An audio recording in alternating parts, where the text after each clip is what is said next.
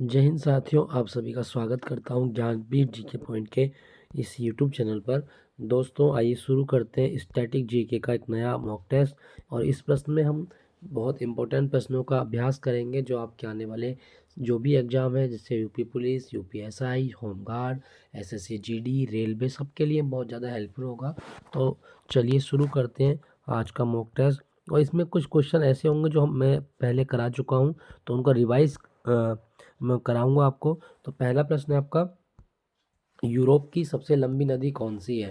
दोस्तों हमको बताना है यूरोप की सबसे लंबी नदी डेन्यूब, वोल्गा, राइन या टेम्स नदी।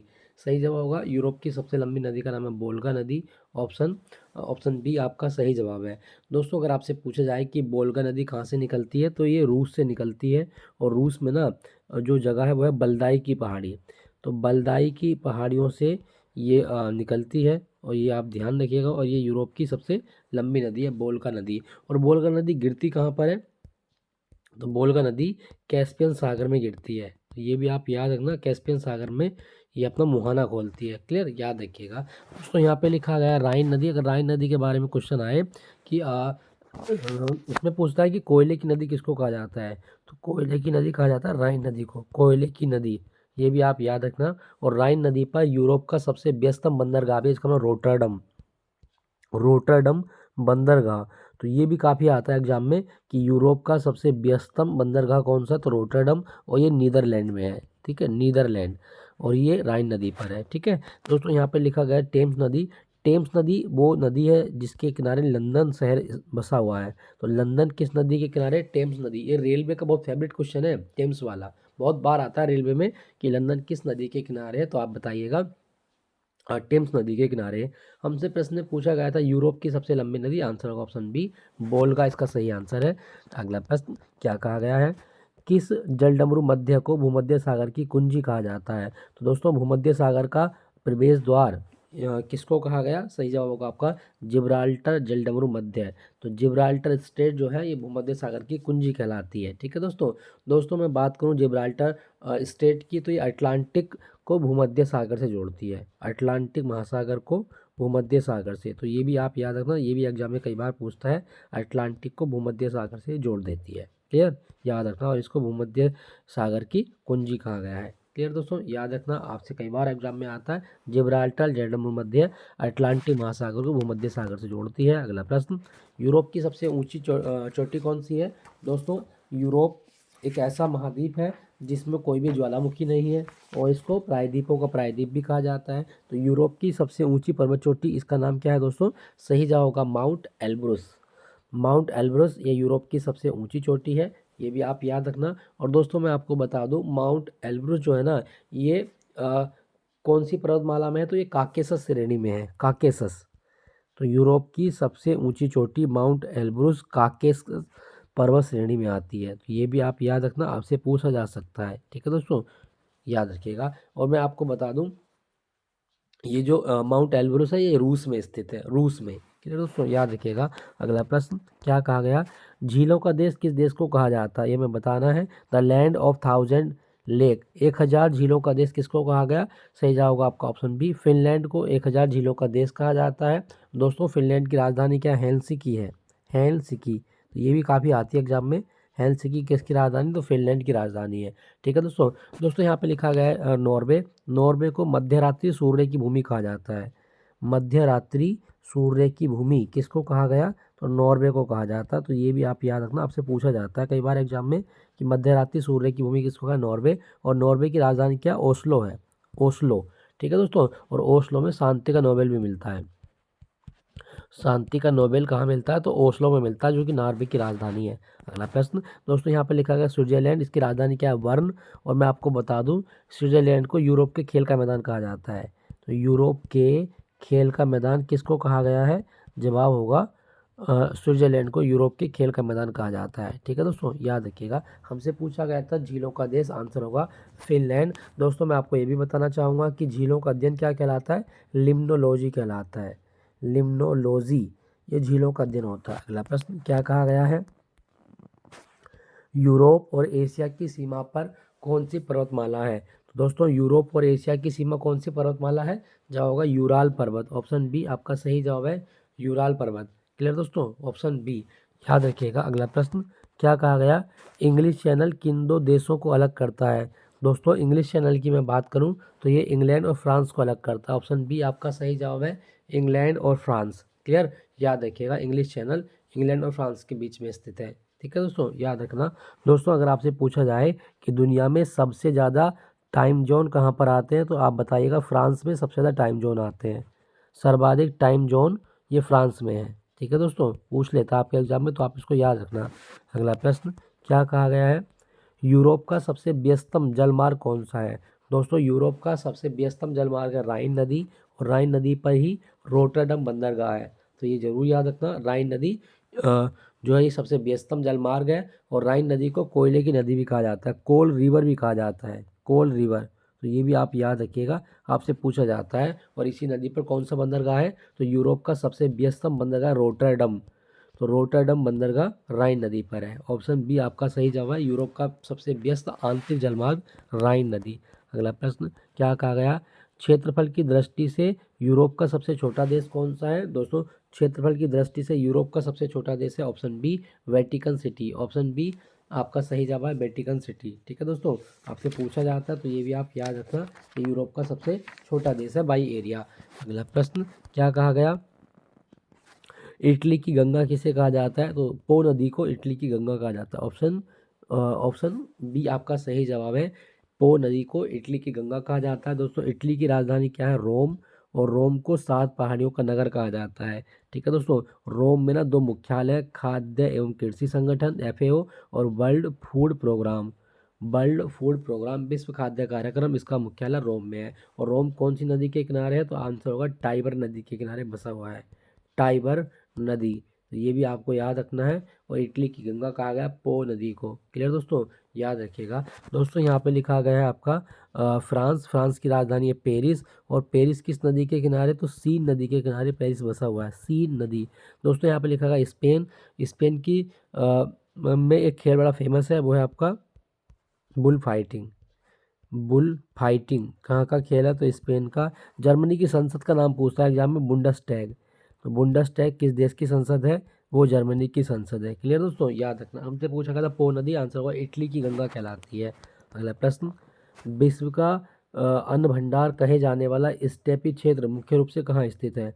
दोस्तों स्टेपी की मैं बात करूँ तो ये शीतोष्ण घास के मैदान होते हैं, और जो अपनी कृषि उपज के लिए बहुत फेमस है। तो ये कहाँ पर है, तो सही जाओगा ये आपके यूक्रेन में आते हैं। तो स्टेपी घास के मैदान यूक्रेन में आते हैं। ठीक है दोस्तों, और इन घास के मैदानों में कौन सी मिट्टी मिलती है, तो चेरनोजम मिट्टी मिलती है, चेरनोजम, चेरनोजम। और चेरनोजम मिट्टी काली मिट्टी का एक प्रकार है। तो ये भी आप याद रखना कि स्टेपी घास के मैदानों में चेरनोजम मिट्टी मिलती है। ठीक है, और मैं आपको बता दूं स्टेपी घास के मैदान जो है ये अन्न भंडार कहलाते हैं। क्लियर दोस्तों, याद रखना। यूक्रेन की बात हो रही है तो यूक्रेन की राजधानी आपके एग्जाम में आती है कीव, और इसकी राजधानी क्या है, रेवनिया, सॉरी मुद्रा। यूक्रेन की राजधानी कीव है और इसकी मुद्रा रेवनिया है। क्लियर दोस्तों, याद रखिएगा। दोस्तों यहाँ पे लिखा है पोलैंड, पोलैंड की राजधानी क्या है, वह है वारसा, वारसा। और सबसे इम्पोर्टेंट इसकी मुद्रा बहुत आती है जलोटी।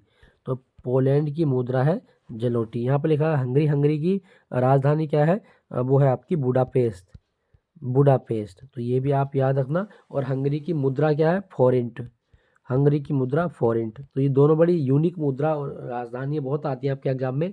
पोलैंड की राजधानी क्या है, वारसा, मुद्रा जलोटी। हंगरी की बुडापेस्ट है और इसकी मुद्रा फॉरेंट है। ठीक है दोस्तों, याद रखिएगा। दोस्तों मैं आपको अगर पूछा जाए कि यूक्रेन इसका सही आंसर होगा। ठीक है, इसकी मुद्रा मैंने आपको बता दी है रेबनिया, और इसकी राजधानी कीव है। तो अन्न भंडार स्टेपी कहाँ पे मिलेंगे, यूक्रेन में मिलते हैं। अगला प्रश्न क्या कहा गया, उत्तरी अमेरिका की सबसे ऊंची चोटी कौन सी है। दोस्तों उत्तरी अमेरिका की सबसे ऊंची चोटी कौन सी है, सही जवाब क्या होगा, आपके ऑप्शन है माउंट एल्बर्ट, हाँ, माउंट एल्बर्ट के बाद माउंट लेगन, माउंट देनाली और माउंट रेनियर। सही जवाब क्या होगा, माउंट देनाली। ये सबसे ऊंची चोटी है उत्तरी अमेरिका की। और माउंट देनाली का एक नाम और भी है, माउंट मैकिनले।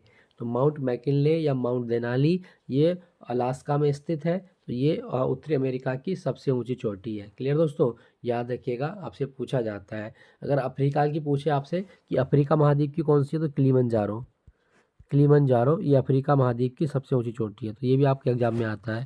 अगला प्रश्न क्या कहा गया, विश्व की सबसे बड़ी मीठे पानी की झील सतह के अनुसार कौन सी है। तो दोस्तों दुनिया की सबसे बड़ी मीठे पानी की झील कौन सी है, सही जवाब होगा आपका option B Lake Superior. Superior झील जो है ना ये दुनिया की सबसे बड़ी मीठे पानी की झील है जो कनाडा और अमेरिका की सीमा पर स्थित है, तो ये भी आप याद रखना, लेक सुपीरियर कनाडा और अमेरिका की सीमा पर है, ठीक है, कनाडा और अमेरिका की सीमा पर। अगला प्रश्न क्या कहा गया है, उत्तरी अमेरिका के शीतोष्ण घास के मैदानों को क्या कहा जाता है।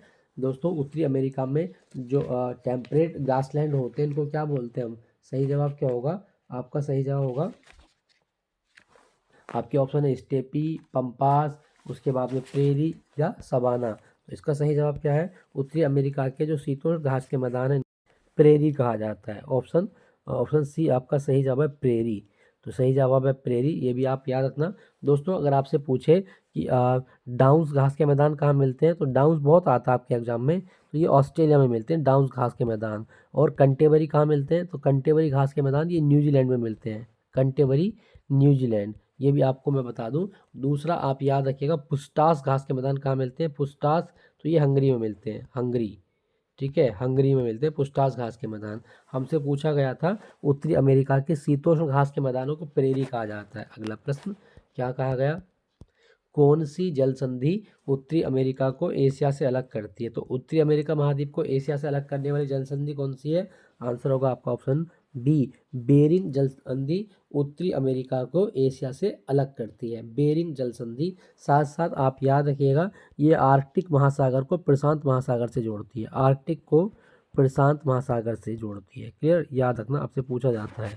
अगला प्रश्न क्या कहा गया, उत्तरी अमेरिका का डेथ वैली मृत्यु घाटी का सबसे निचला बिंदु कौन सा है, ये किस राज्य में है। तो दोस्तों मृत घाटी जो है ना ये उत्तरी अमेरिका में है, और ये कहाँ पर है, कैलिफोर्निया में। ऑप्शन बी ऑप्शन सी आपका सही जवाब है कैलिफोर्निया, क्लियर दोस्तों, याद रखिएगा, आपसे पूछा जाता है। अगला प्रश्न क्या कहा गया, कौन सी नदी संयुक्त राज्य अमेरिका और मैक्सिका की सीमा बनाती है। तो अमेरिका और मैक्सिको की सीमा कौन सी नदी बनाती है, सही जवाब क्या होगा आपका ऑप्शन बी रियो ग्रांडे नदी, ये अमेरिका और मैक्सिको की सीमा बनाती है, रियो ग्रांडे, क्लियर दोस्तों। दोस्तों एक और आपको मैं नदी बताता हूँ जो आपके एग्जाम में काफ़ी आती है, वो है सेंट लॉरेंस, सेंट लॉरेंस नदी। अगर इस नदी के बारे में क्वेश्चन आए कि सेंट लॉरेंस नदी कौन से दो देशों की सीमा बनाती है, तो आप बताइएगा कनाडा और अमेरिका की सीमा बनाती है, कनाडा और अमेरिका, तो ये भी काफ़ी फेमस नदी है, कई बार आपके एग्जाम में आती है, तो ये आप याद रखना, अमेरिका और कनाडा की सीमा सेंट लॉरेंस नदी बनाती है, जबकि अमेरिका और मैक्सिको की सीमा रियो ग्रांडे नदी बनाती है, क्लियर, इसको नोट करना कहीं भी।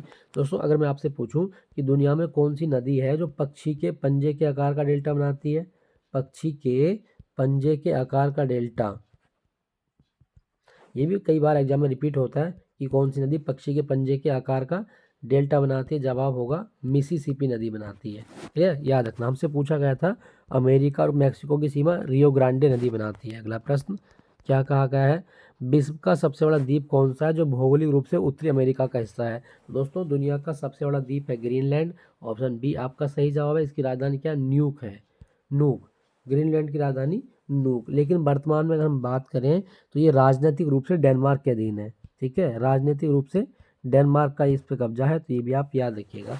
अगला प्रश्न क्या कहा गया, प्रसिद्ध ओल्ड फैथफुल गीजर किस नेशनल पार्क में है।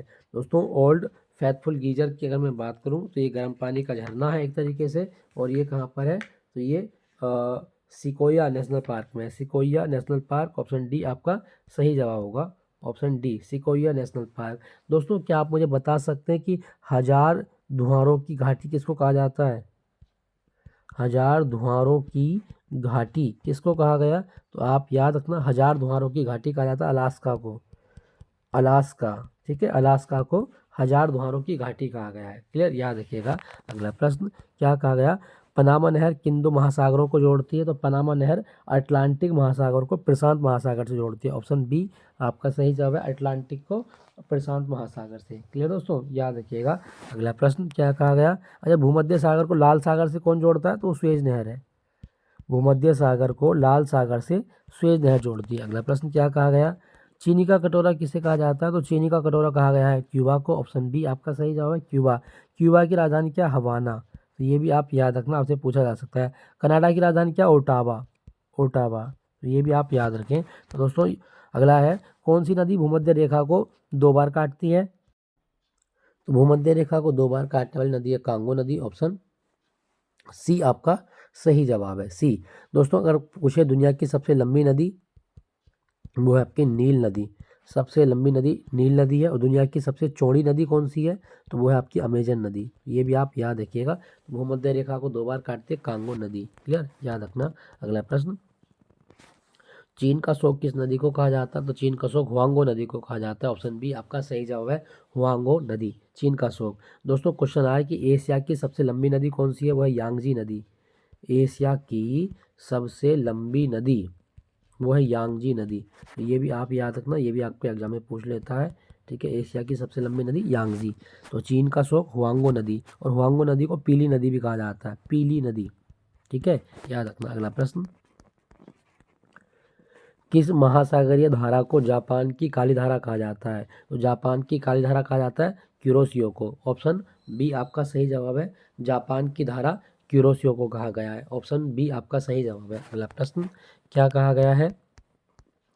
अल नीनो का संबंध मुख्यतः किस महासागर से है? दोस्तों अल नीनो एक महासागरीय जलधारा है, और मैं बात करूं तो ये प्रशांत महासागर से उत्पन्न होती है। ऑप्शन बी, ऑप्शन सी आपका सही जवाब है, प्रशांत महासागर। Clear, El Nino. और अल नीनो का मतलब क्या होता है? Child child Jesus. तो चाइल्ड जीसस इसका नाम होता है। अगला प्रश्न, अटलांटिक महासागर की गल्फ स्ट्रीम कैसी धारा है? तो दोस्तों गल्फ स्ट्रीम जो है ये गर्म जल धारा है। ऑप्शन बी आपका सही जवाब है, और इसको यूरोप का कंबल कहा जाता है, यूरोप का कंबल। तो ये भी आप याद रखिएगा, यूरोप का कंबल किसको कहा गया? गल्फ स्ट्रीम को। अगला प्रश्न, विश्व का सबसे बड़ा द्वीप कौन सा है? कई बार पढ़ा चुके हैं, विश्व का सबसे बड़ा द्वीप है ग्रीनलैंड। ऑप्शन सी आपका सही जवाब है, और इसकी राजधानी क्या है? नूक। ये किस देश के अधीन है? तो ये डेनमार्क के अधीन है राजनीतिक रूप से। अगला प्रश्न, निम्नलिखित में से डॉक्टर पवन किसे कहा जाता है जो गिनी के तट पर स्वास्थ्यप्रद प्रभाव डालती है? तो डॉक्टर पवन किसको कहा गया? हरमिट्टन को कहा जाता है डॉक्टर पवन। ठीक है, और ये गिनी के तट पर बहती है। ऑप्शन बी आपका सही जवाब है। तो दोस्तों ये था आज का मॉक टेस्ट। आई होप ये सेशन आपको अच्छा लगा होगा। अच्छा लगा तो लाइक कीजिएगा। फिर मुलाकात होगी यूपी पुलिस के मॉक टेस्ट के साथ में। तो thank you for watching Gyanpeeth ji के पॉइंट।